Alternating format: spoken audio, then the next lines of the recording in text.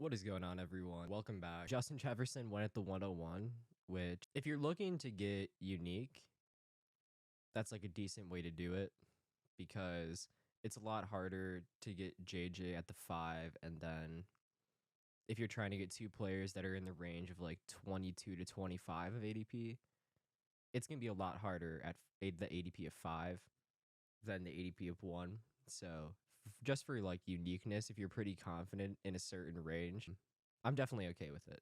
I don't think it's bad. I honestly I don't know when it starts to get that bad this year or even in general. Like last year, if you did that with CD Lamb, it's fine.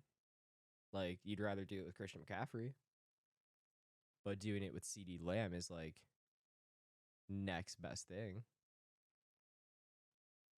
And CD Lamb's ADP the entire year was between 10 and 12. So is JJ at the 5 getting picked at the 1 like that crazy? You'll see it and be like, damn, like, why are we doing that? Well, there's some merit to it. We're up in 1. Mike Evans going at the 14. Nico at the 20. So there should be Devontae still on the board. I think it's a good time to get some Devontae.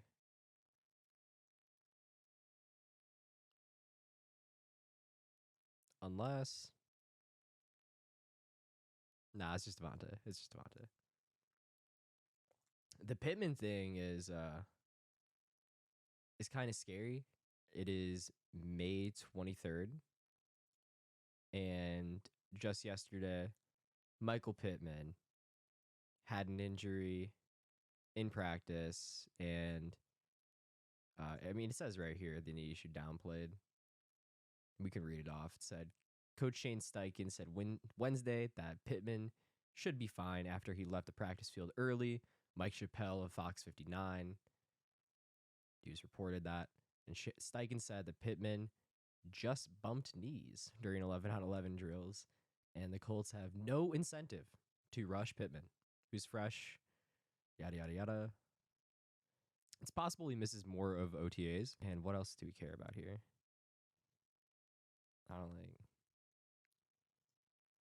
I don't know. I don't really know what to make of it yet.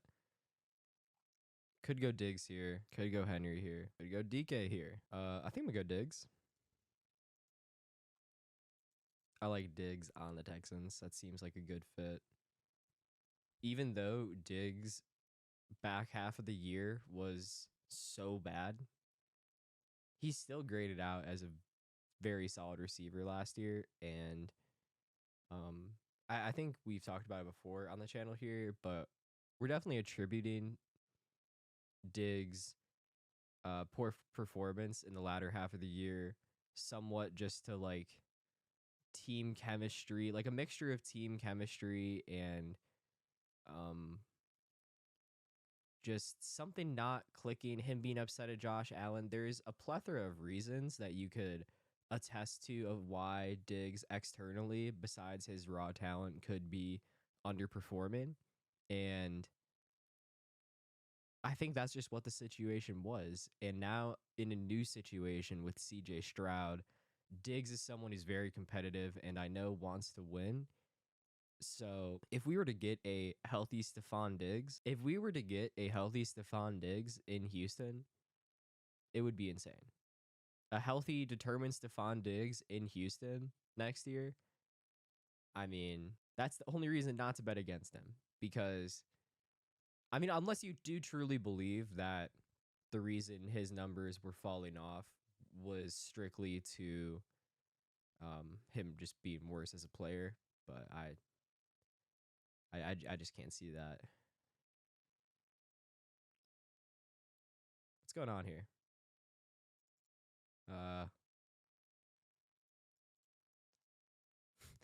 Clock has been stuck at 0 after I refreshed. Clock's still at 0. And then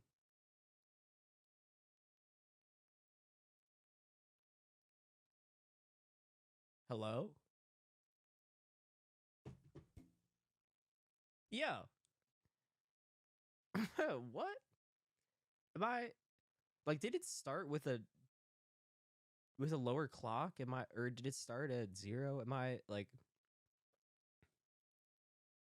hold up. I'm gonna have to go and watch that back.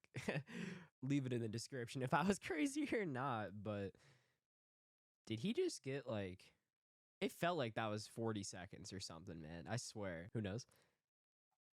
We got Tyreek, Devontae Diggs. I definitely want to pick Stroud. Wait, nah, something's definitely up with Underdog. Look at their ADPs. I didn't even notice that. They're just gone. What? But their ADPs are there? Bruh. Is this just a Mayan thing? I guess, maybe. It could be. We are 3 picks away here.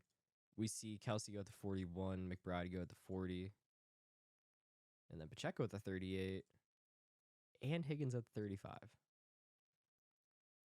So we're seeing a bunch of non-ADP things happening here in this fourth round, beginning of it. Zay Flowers is at ADP. Stroud is not at ADP. And this is unstacked. This is unstacked CJ Stroud. He does not have any of the three. That is mildly annoying. I definitely was picking CJ Stroud at my pick. Wow, and Lamar goes. Okay, so I guess we're just not getting quarterback from. I mean, the players that are on the board still are kind of ridiculous. If I go ETN, I'm going Worthy 100% the next round. I think I'm gonna do it. I'm just gonna auto ETN here. Like, since he was the highest player, I didn't need to star him. He's who I plan on taking. It was the 1-to-1 there for me was if I don't take ETN, I'm taking Tank Dell. Because as a running back, 1-to-1, I prefer ETN to Josh Jacobs. I think ETN's pass catching upside is guaranteed, and I think that Josh Jacobs' pass catching upside is like close to 0 because Marshawn Lloyd is a great pass catching back. He has been throughout his whole college career, and his pass blocking as well. Marshawn Lloyd is very good. So his third down role, I think, is pretty solidified on that offense in terms of the pass pro slash wheel situations. Like I think that's going to be Marshawn Lloyd running those routes and taking those snaps. So as a 1-to-1, I'm definitely in the ETN camp and think that he should be going in either the very early fourth or the late third. We are very stoked to get Xavier Worthy here if we get the chance. The value at tight end is pretty great. Kincaid and Mark Andrews could both easily be the leading point earners for their team this season, which is not something to shy away at for sure. Wow, and neither of them are getting picked. So one of them is now guaranteed going to be at my pick, which makes this definitely a lot more difficult. Because Mark Andrews has week 17 correlation with Diggs, which is pretty fucking sweet, man. But Worthy also has week 16 correlation with Diggs, and it's Xavier Worthy. Like tweaks hammy during OTAs. I don't give a fuck. Like it's like dude.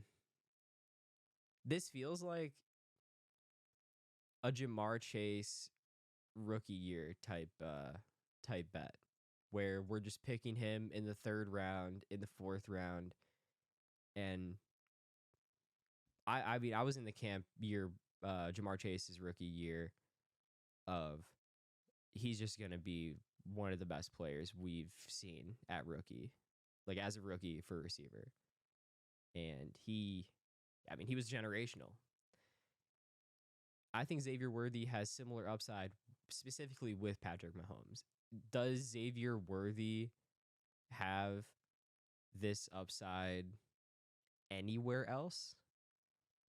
I think potentially he would maybe have this upside in Buffalo,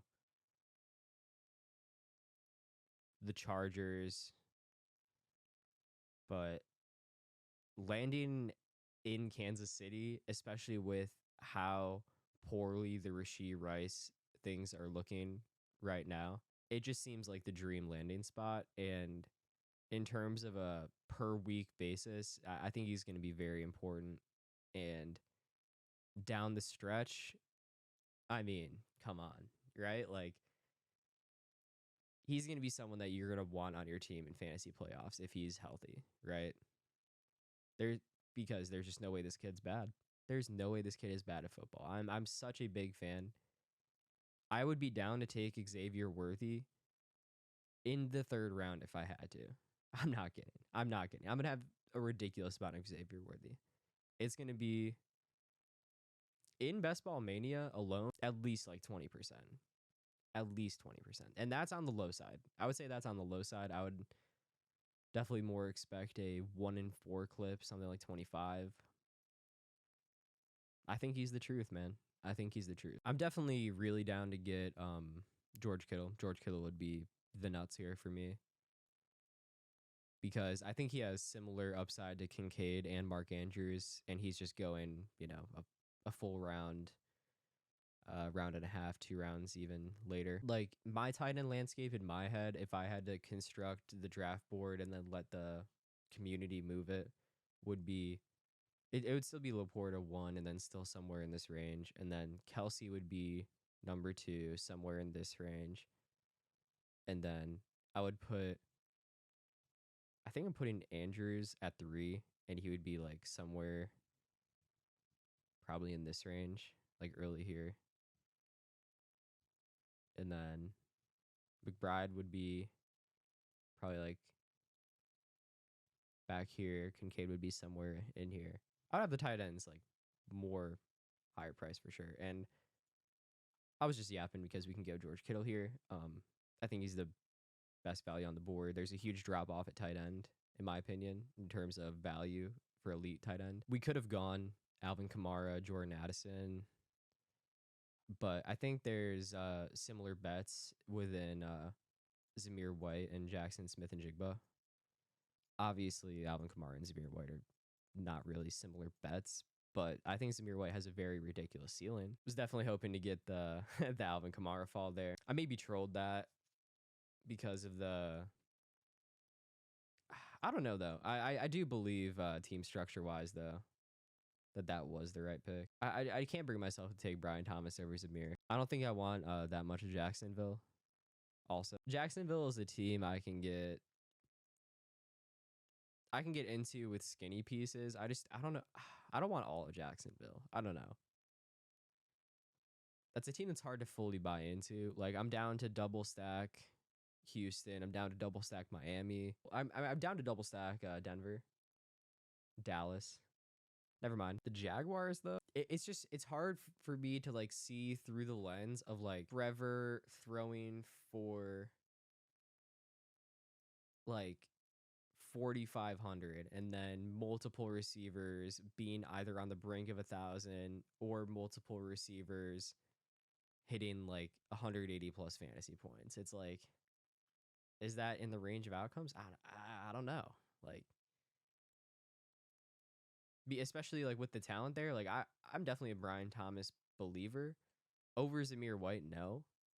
I'm in the Brian Thomas camp. Um, but he's like his role is to run straight. That is his role. He's not going to be doing much else other than being a field stretcher. And I'm pretty into that for best ball, but he definitely should be going lower than he is, I think, right now. I've had a bit of a change in that stance. I was earlier in on him, but then he landed in Jacksonville, and that kind of fucked things up for me a little bit because I don't know. I don't know how great that's going to go. This is a really big fall for Ramondre. Um, Pretty sure I'm going Cortland Sutton here.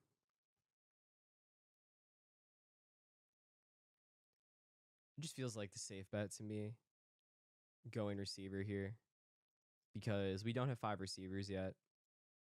So having 4 through 7 is like the floor. 5 through 7 is what I see as optimal for sure. But sometimes there's just someone that in a range you can't pass up in your mind. It happens often.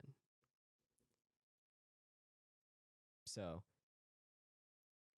at least for me, at least for me, there's just some players you can't. You're too gripped on. You know, Worthy's one of them for me. Sutton in this range is one of them for me. I'm gonna have a ridiculous amount of him if he does not move up soon, because after Sutton, like look at the receivers that are gonna go, like Jameson Williams, the third option on the Lions. Cortland Sutton is the number one option in Denver.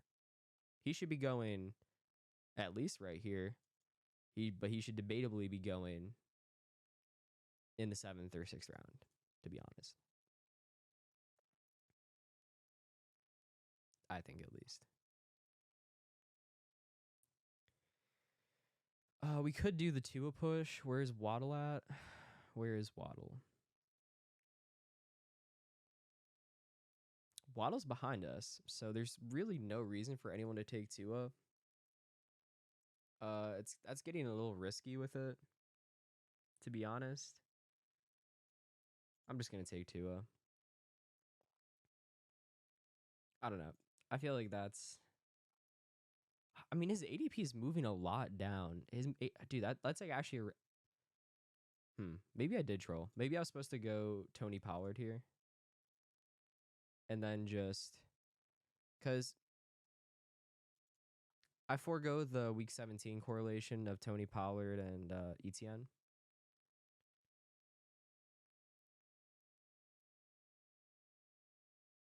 I don't know. It's not sitting bad with me. Like I'm not hating myself over not grabbing Tony Pollard, but I definitely am from a game theory perspective a little.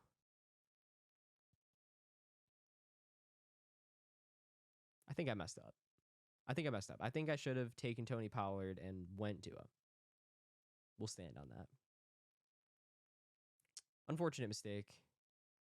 Um, is what it is. That happens. Is what it is.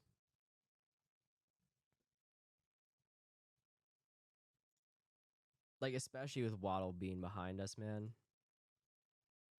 Like he has Waddle and A Chain. There's really zero reason for anyone to take Tua, and I mean like Wilkes potentially could take Tua with 0 quarterbacks, but he has Olave, he has Brian Thomas, so he's definitely lining up to take Trevor, Derek Carr, that lineage of quarterbacks. Singletary goes at the 104. I didn't even see that.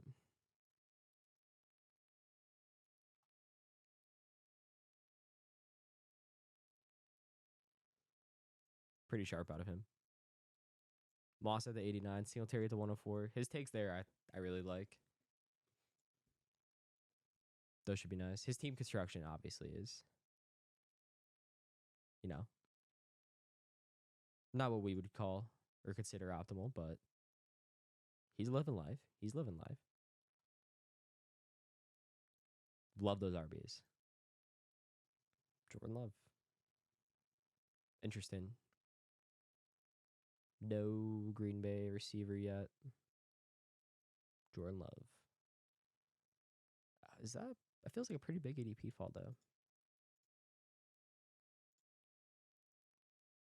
He's definitely falling ADP, but that's still a pretty big fall. It's like almost 2 rounds.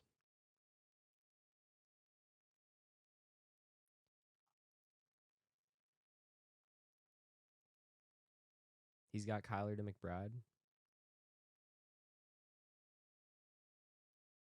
His team ain't bad. We'll see what he does with that Jordan Love pick. Surely he's got some Green Bay stuff in mind lined up with like probably like combination of like Luke Musgrave and other stuff like that. Austin Eckler here, I'm down for. think. I think about it for a sec. I think we're going Marshawn Lloyd here. Our RB room is a little uncertain with Nick Chubb. Like, obviously, we assume Nick Chubb at some point during the, or at least I do. I assume Nick Chubb at some point during the season will be healthy, and a healthy version of Nick Chubb is incredibly good at football, and he will be the bell cow. Will he have the third down role? No, it's probably Jerome Ford. Jerome Ford is probably the Marshawn Lloyd of the Browns offense, and Jerome Ford is guaranteed going to be the starter, we would assume, for certain weeks due to Chubb's uncertainty. So I think it's priced accordingly that Jerome Ford is going higher than Marshawn Lloyd, but I do think they both are priced a little too low. We need to check where the Buccaneers receivers are. I know there's Mike Evans here. Where's Chris Godwin?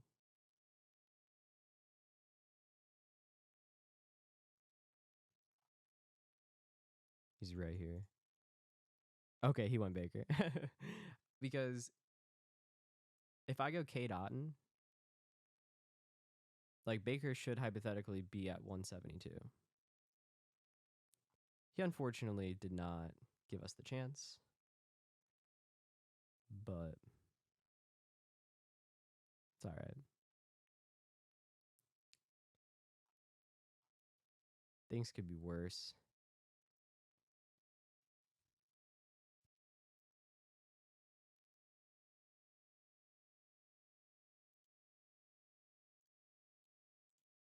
I think I'm going Jawan Johnson here.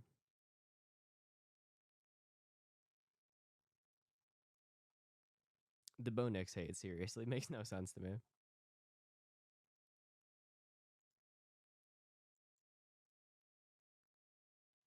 Like, I will take as much Bo Nix everywhere as much as I can.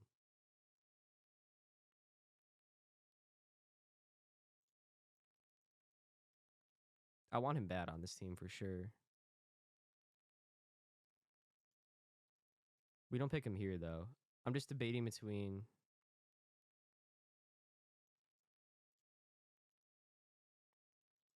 I'm going Chuba. Chuba as like a legacy back in Carolina makes too much sense. Um, like I do think Chuba gets phased out, but his contingency upside is the workhorse. It's kind of what you're picking for here. I do think Roshan Johnson is going to be a massive smash.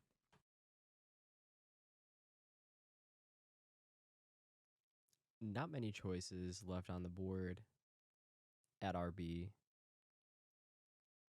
For us, it's really just between Audric and Dylan Loeb.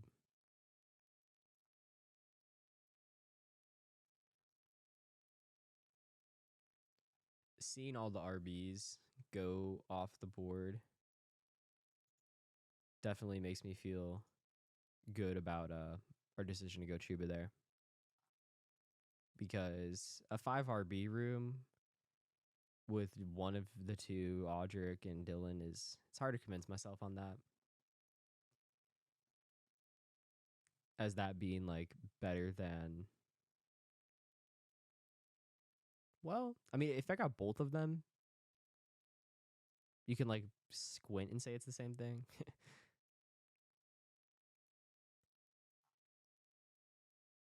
Who I'm going here, man.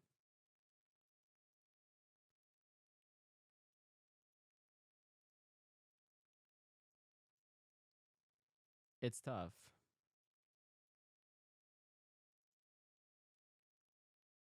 Can I? Well, we are Bonex. If Johnny gets picked, that's annoying, man. I'm not gonna lie. I want Janu on this team. I want the skinny plus, you know?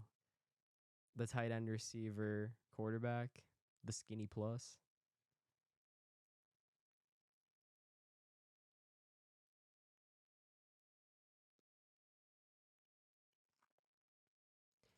I was picking one of Bo Nix or Derek Carr at these two picks to guarantee my team not just getting screwed over.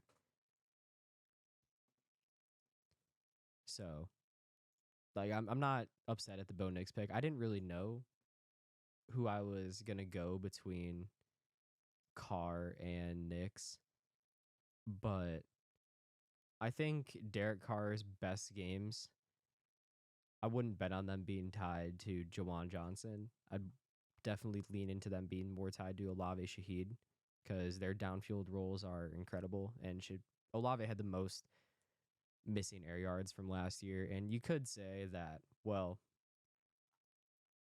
I mean,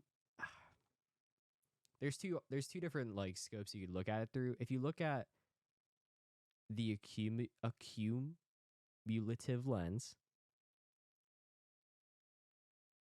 Derek Carr's probably better for this team. Who puts up more fantasy points going into the year overall between Bo Nix and Derek Carr? I think Derek Carr would have the minus on that. I don't think it would be crazy odds though. And on a per week basis, give me Bo Nix with Cortland Sutton. If it was Derek Carr and Olave versus Bo Nix and Sutton, okay, give me Derek Carr and Olave. But we're not. It's not what we're doing here. Okay, I'm going Audric. We have a bit of a Denver thing going on. And I'm everywhere. Like if this is your first time here, I'm probably the biggest Audric Estime fan you'll see drafting best ball. Loved him in college.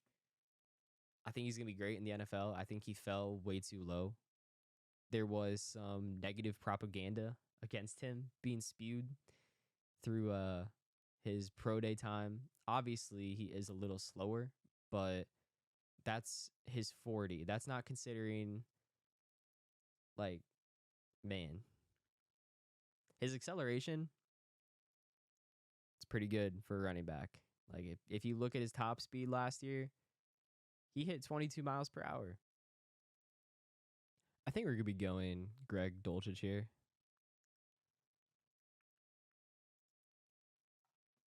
There's no reason for him not to be the top tight end in Denver. I think he was going to be given time. Adam Troutman just is not it. We've seen it in multiple places now. So I like Greg Dulcich's odds to be the top tight end in Denver. We have the correlation with Knicks. I think it makes sense. So to wrap up the team, we got Tua plus Knicks, which you may think is a thin QB room, but I'm telling you, 2 QB is optimal. When you look through the lens of you have made it to the playoffs, having 2 QBs is just better than 3. If you have 2 healthy QBs, you can get there. If you have 1 healthy QB, you can still get there. The whole point is you get the extra roster spot. When you are looking in your week 16 pods and you're looking at all the other teams, you're looking at the teams in your pod and it's like, wow, everyone has the same quarterback as me. All of them. If you get in a pod and are a unique quarterback person with 3, that is lucky. That is just luck. There should be at least one quarterback matching your quarterbacks in every pod. If we're talking the puppy, Best Ball Mania formats, in smaller field formats, in smaller pods, you might have an edge because you legit might have 2 unique quarterbacks on your team. But if we're talking big pods in the playoffs, all your quarterbacks are going to get matched. So where you need to have an edge is in the skill position players. So to wrap up the team, we got Tua, we got Nix, ETN, Zamir White, Nick Chubb, Marshawn Lloyd, Chuba, and then Audric Estime. For our receivers, we got Tyreek Hill, Devontae Adams, Stephon Diggs, Xavier Worthy, Cortland Sutton, Adonai Mitchell, Jermaine Burton. And then at tight end, we got George Kittle, Jawan Johnson, and Greg Dolchich. So I like the team. 2673, the optimal build. Thank y'all for watching. Like and subscribe if you enjoyed. Catch you next.